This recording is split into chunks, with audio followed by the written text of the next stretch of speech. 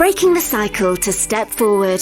Authentic conversations from lived experience and a professional perspective in overcoming abuse with Chris and Beverley Ann. Hello and welcome to Breaking the Cycle to Step Forward. I'm Beverley Ann and with my lovely co-host. Hi, Chris everyone. Hope you're all well. And today we're going to speak about an update to do with IICSA, the Independent Inquiry into Child Sexual Abuse. And this is very important because only last week, in February, I say last week, by the time you hear it, it may be a little bit later. But last week on February the 4th, Chris, yes, yep. Sarah Champion MP invited Chris as a speaker, and I went as a guest myself. And I'm going to read this out so I don't get it wrong because I want to be factual. And it was an end of sexual abuse pledge meeting hosted by Sarah Champion, and it was a closed parliamentary meeting between MPs, peers, survivor support groups and survivors of child sexual abuse. And it's what Sarah Champion's looking to do is, since the Home Secretary's announcement on the 16th of January about implementing the 20 recommendations from the inquiry, Sarah Champion has now wanted to take it a step forward so that there's action rather than words. Correct. Is there anything else you want to add to that, Chris? Not really. It's just all about action now, isn't it? And since then, they have moved on a couple of them. So, for example, Bev, one of the recommendation was to take away the time bar on bringing a civil claim. Yes. So that's now been taken away, actioned. Can you explain about that, Chris? Sorry, I interjected there. I think because I'm not bringing a civil claim, usually if you bring a civil claim against somebody or an organisation, it's because they've got money to pay you compensation. You can't really bring a civil claim if there's no money to be paid to you as a recompense for what you've gone through. And there was a time bar on that. You had to do it within 3 years. So by taking away that time ban, many more victims and survivors who may have been abused within an institution, for example, they can now bring a case against the institution where their abuse happened, where it was covered up, for example. And, we know that many victims and survivors do not acknowledge what they've gone through and talk about what they've gone through, or, they're living with the impact right into adulthood. So they live with the damage and they're silenced by, whatever's going on in their lives, and they don't come to appreciate that maybe they could get some recompense and redress for what they've gone through, but by the time they actually bring a case, it's then too late, because it's meant to have happened 3 years within the abuse happening, and we all know that people don't speak up for decades. So absolutely, that is a good thing, but it also now needs to be given over to criminal injuries compensation. That time bar needs to go from that. So it makes it an equal playing field for all victims and survivors to get redress. And I just want to reiterate on that as well. As you said, as I remember it being said as well, it's 3 years from when the abuse, for instance, finishes. And as we know, it's recorded that it's on the average, it's 16 years from when the abuse stops before anybody speaks out. So some people will speak out earlier. Some people will take a lot longer than that to speak out. And if I'm right, I think I was bang on average. I'd spoken out to one person before, but then I came back in. Yeah. What about yourself, Chris? Well, when I was 9, when I was 16, every time in between. And then from 16 to 28, I didn't really talk to anyone about it. I was then trying to hide my past from everybody.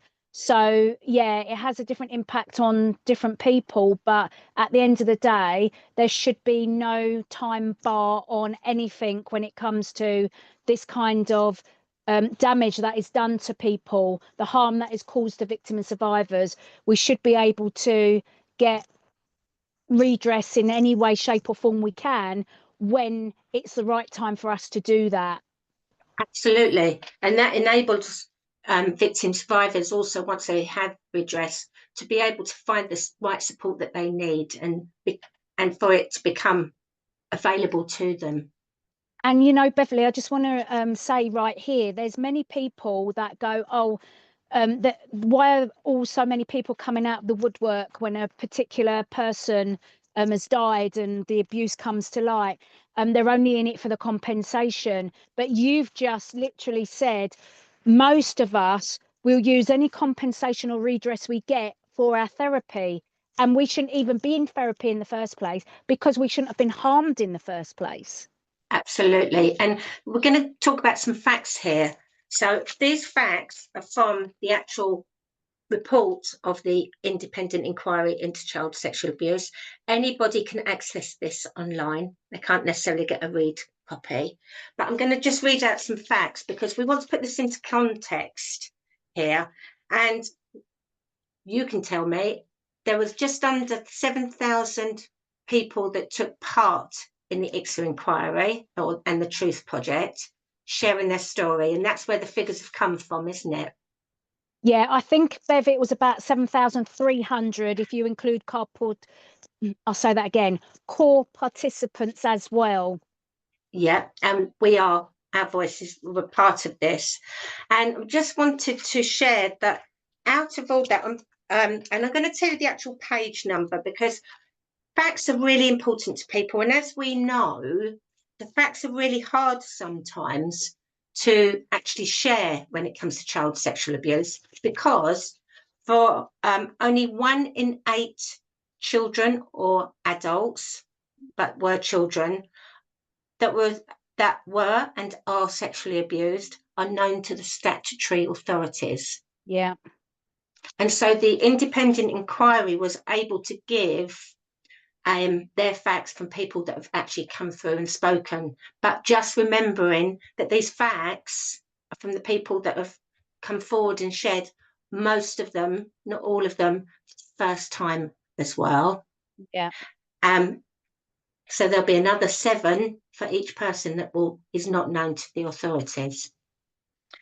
So just highlighting, and the reason why I want to highlight this is I've just been listening to a Jeremy Vine program on, and they're talking about sex education and when in schools, and some parents are objecting to sex education and saying that they don't want their children to be too young, they don't want them to be subjected to sexual knowledge, etc., etc. And one of the things that's really important, and it's on 136, I said 139, really sorry about that. And it tells you that 79%, okay, of children from birth up until they're 11 years of age have already been victims of child sexual abuse. That was 79% of all the people that came through for the inquiry. And I think that's important to highlight here, because we have this misnomer, oh, we'll do sexual abuse when they're older.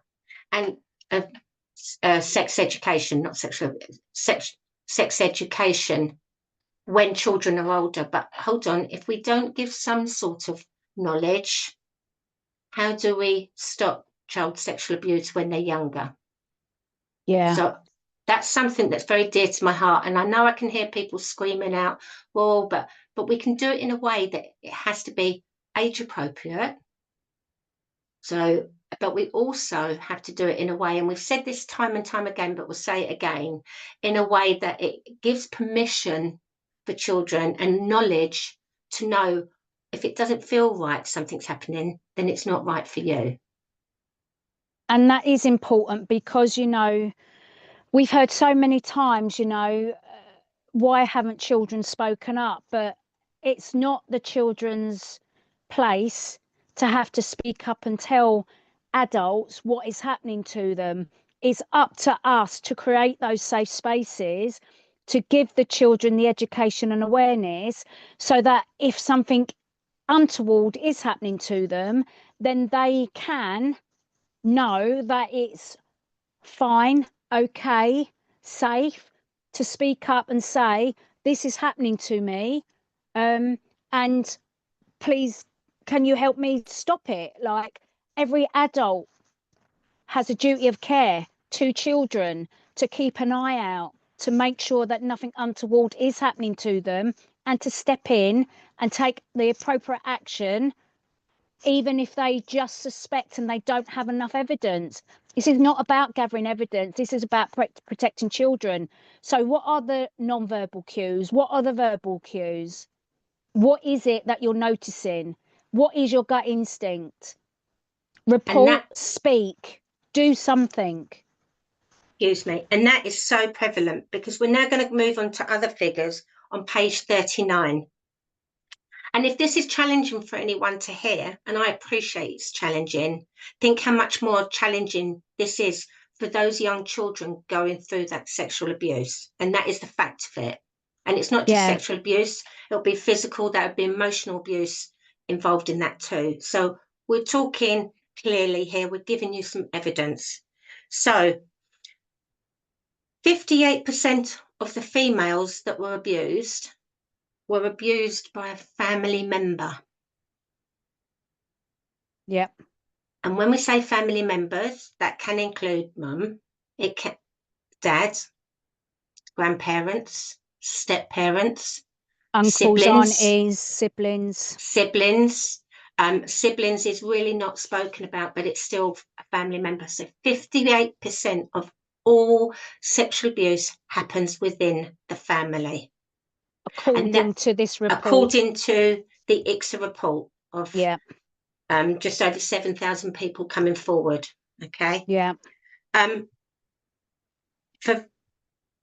For males, again, 23% of men that were abused as a child was within the family.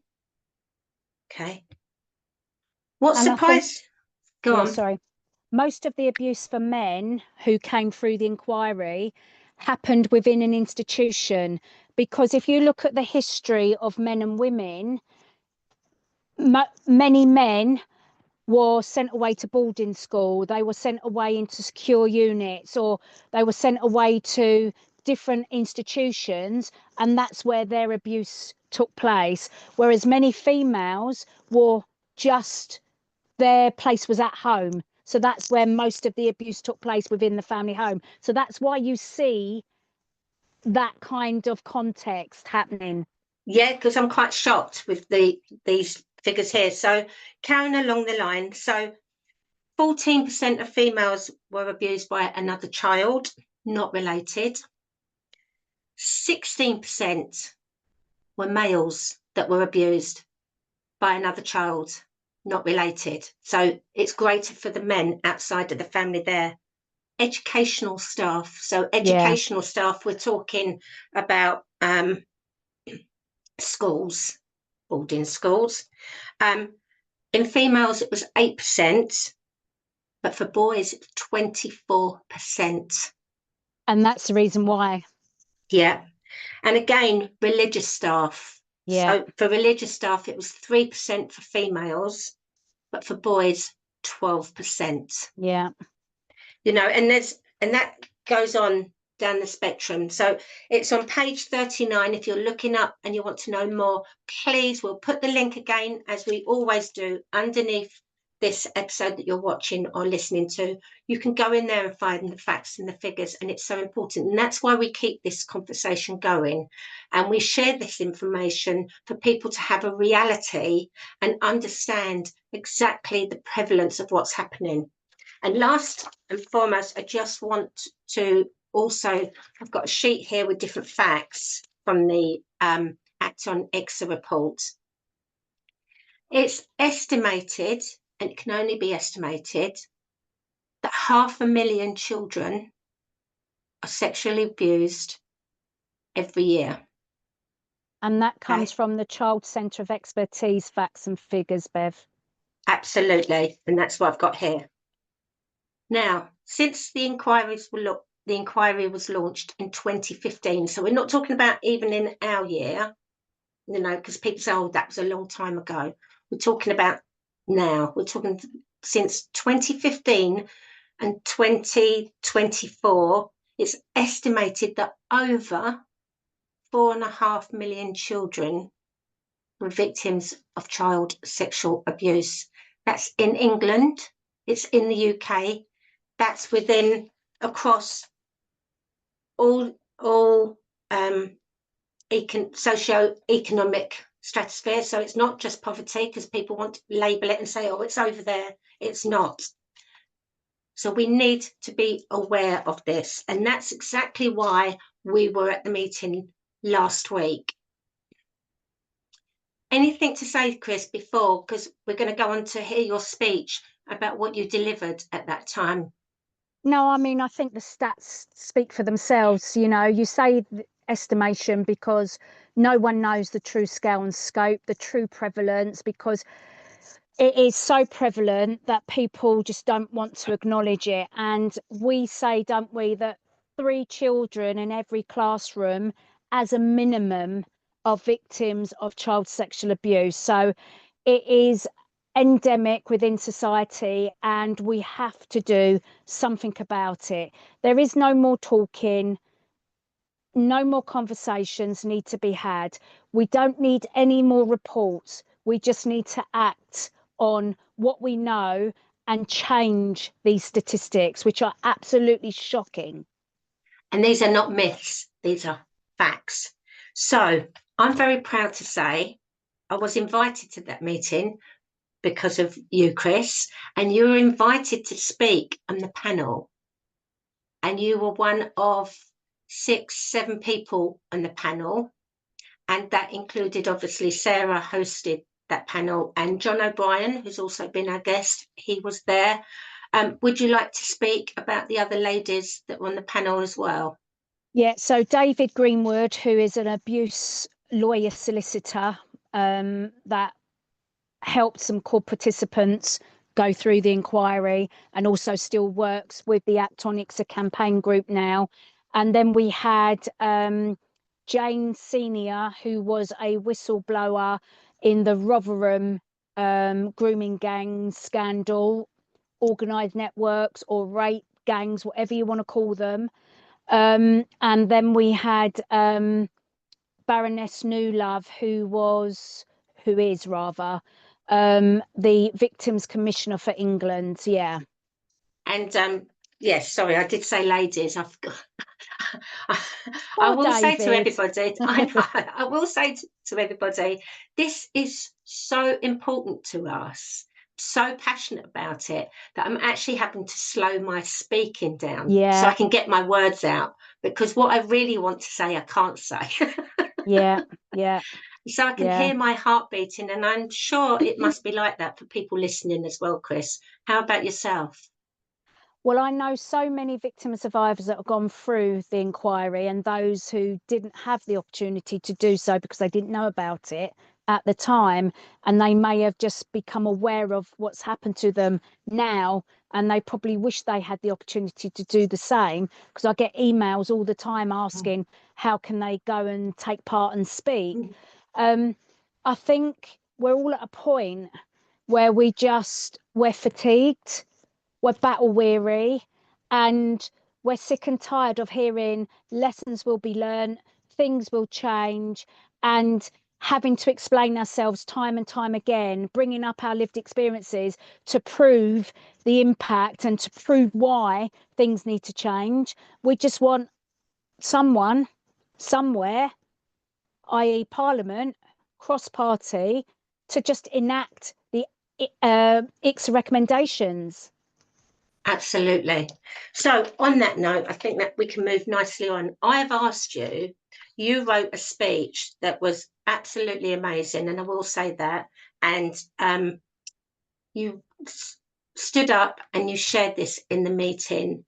And I've asked you if you'd share it in this podcast on purpose, because I know you've shared it on other platforms, but I think it's really important, especially for our listeners that have been following us and listening to all the IICSA updates that we've been doing it. And so that way, for all our listeners that are here listening to us, they can hear your speech from yourself. So over to you, Chris. Okay, so obviously in the room we had people that needed to hear a punchy, very direct and an emotional backed up speech. I'm obviously not going to do that here because I am still drained from delivering that speech, because I was trying to give it as much conviction and as much passion as I could. So please bear with me if it feels a bit flat, but I will just speak it, okay? So, hi everyone and welcome. My name is Chris Tuck and I stand before you today not just as a campaigner, but as one of many survivors in this room. Like too many, we were let down by institutions that were meant to protect us. We were silenced, we were further harmed by inaction and cover-ups. And yet, despite everything, we are here today. We are here because we refuse to be ignored. We are here because we will not accept more broken promises, and we are here because we demand action. The inquiry gave us a voice. Now we need that action. For too long, survivors have been ignored. For too long, governments have made promises but delivered nothing. And when I spoke this, that was true, but now they've done a few little things, which is not still good enough, but we've got to give them the benefit of the doubt at this stage. For too long, we've been told lessons will be learnt, only to watch as recommendations are buried, delayed, or quietly dropped. This cannot happen again. The Home Secretary has committed to implementing the IICSA recommendations, but let's be honest, commitments are not enough. We must ensure that these recommendations are not just words on a page, but actions in laws, new policies, new processes, new procedures, whatever it takes for us to make a change. This is not about party politics. It's not about egos or point scoring. This is about cross-party collaboration and commitment. This is about protecting children, my child, your child, all of the children that we know. And this is also about justice for survivors, children, young people, as well as adults. And this is about ending systemic failure forever. Now, the IICSA recommendations, they are a package of measures. They're not a pick and choose menu. They are a foundation for change. They must be implemented together over a period of time, but if we pick and choose and don't implement the other ones, then we're not going to get the foundational change that we are trying to drive for. So what does this look like? It means a child protection authority to hold institutions accountable and to ensure failures are never hidden again. It means a minister for children, so child protection is no longer an afterthought, but a proactive commitment. It means mandatory reporting, so no professional can ignore or cover up abuse. It means a core data set, so we can finally track and expose the true scale of child sexual abuse. Because we know at the moment, Bev, it's not recorded properly. And because it's not been recorded properly, there is no evidence as to what is going on. So we need the proper evidence and the data so that we can go, right, there's an issue over there. What does it look like? What is happening? And let's go and put a solution in place. Specialist support services, so survivors are not left to struggle alone. Now, in the room, there was many survivor organisations, and they're all having funding cuts being made. So their services are being cut. And if anything, the demand for services has gone up exponentially because of all of the child sexual abuse, different cases from different institutions, from different environments is all going on at the moment. It brings more people out. yet services funding is being cut. We need a redress scheme so survivors are not forced to fight for justice. And as you know, not many people can access the criminal justice system because there is just not enough evidence in their particular case. But that doesn't mean to say they haven't been abused, they don't live with impact, and they don't need services, because more likely they have been abused multiple times. They've got many levels of impact, and they should be able, and they deserve to be able to access support services that are appropriate and specialist, trauma-informed kind of therapy. These reforms will fix some of the worst failures in our system, failures that have literally cost lives. So this is not about what is easy or what is politically convenient. This is about doing what is right. Now, what about organised networks, grooming gangs or rape gangs? Now, some say IICSA didn't go far enough, especially on grooming gangs and institutional collusion. We understand the anger that victims and survivors are giving, 100%. We understand the anger from whistleblowers and professionals who have tried to help victims and survivors from this particular type of abuse, sexual abuse and exploitation. But we know grooming gangs do not operate in isolation. They thrive in environments where institutions can turn a blind eye, whether this is through neglect, incompetence, fear, or outright collusion. So the question is not whether more investigations are needed, because they will be needed, but what we do right now to stop the conditions that allow grooming gangs to exist. That's where IICSA recommendations already take critical steps forward. Better data collection to track and expose patterns of organised abuse.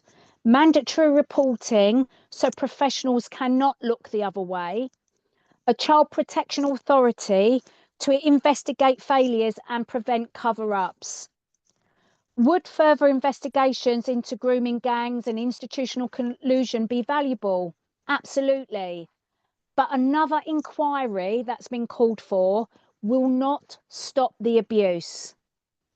Any further investigations must go hand in hand with the urgent implementation of IICSA core recommendations. Why? Well, survivors have already waited long enough, and I think I swore at this point. So, final thoughts. Although we call this the concluding report, nothing concludes today. We will continue to question, we will continue to challenge, and we will continue to fight to protect children and young people. And we must know that all of you will be right side along us. We must all do what is right, not for politics, not for optics, but for children. Not just words, not just promises, but action. Act on IICSA, because the cost of inaction is simply too high, immoral, and just not right. Thank you, Chris. Amen. Thank you, Chris. There's not much more I can say to that. You know,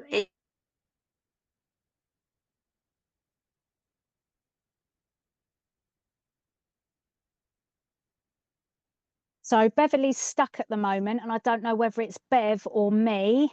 So I will just carry on talking until either I get back online or Beverly comes back online.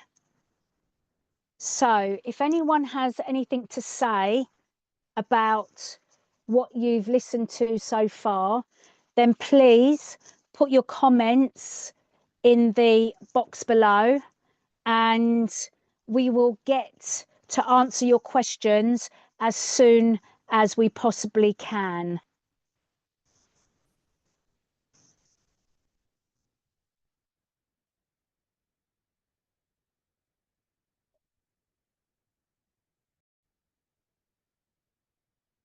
Hi everyone and welcome back. So Beverley's left because of technical issues, but thankfully we got into the recording exactly what we wanted to say. We wanted to give you a few facts and figures. We wanted to share with you an update on the IICSA recommendations and what is happening. And we wanted to share with you my speech that I delivered. Now, the End to Sexual Abuse pledge, Sarah Champion is getting as many MPs and peers to sign the pledge, and that letter is going to be sent to the Prime Minister and the Home Secretary, and we might even have to start a survivors and allies end sexual abuse pledge to just give more support to act on IICSA and implementing the package of recommendations. So please, any questions you have, put them in the comments below, or if you would like to be a guest or send your questions in, then please send them to our email, and the email is down below. Breaking the Cycle 2 Step Forwards .org.uk. All right then, my friends, please take care of yourselves, and we will see you in another podcast very soon. Thank you for listening.